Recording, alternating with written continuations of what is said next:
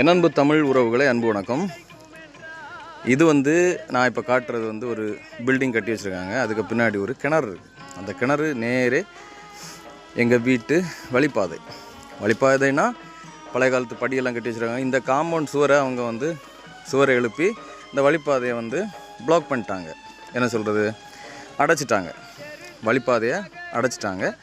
அப்போது இது பழைய காலத்து வழிப்பாதை, இது பழைய காலத்து வீடு, என்னுடைய அம்மா அப்பாவுக்கு சொந்தமான. இப்போதைக்கு அந்த வழிப்பாதை அடைச்சி தார்மீக உரிமையை அவங்க மறுத்துருக்காங்க. டிஎம்கே கவர்மெண்ட்டில் இந்த நடந்த நிகழ்வு. இப்போ அதை எதிர்த்து நாங்கள் நீதிமன்றத்தில் போய் வழக்காடி நீதிமன்றத்திலே நிராகரிச்சிட்டாங்க.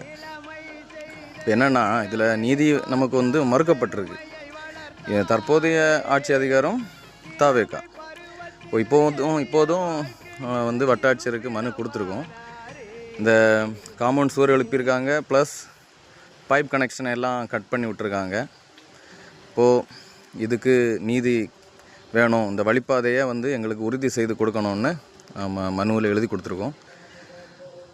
கடவுளின் கிருபையில் வழிப்பாதை மீண்டும் கிடைச்சா சந்தோஷம்தான். ஒரு முயற்சி தான். இந்த பைப் கனெக்ஷனும் இருக்குது மண்ணுக்கடியில் உள்ளபடி அவங்க நிலத்துலையும். அப்போது இதெல்லாம் கட் பண்ணி விட்டுட்டாங்க. நீங்கள் போய் தண்ணி கோருங்க அப்படின்னு சொல்லிட்டு சைடில் ஒரு சின்ன ஒரு வழி பாதை விட்டுருக்காங்க. அதில் போய்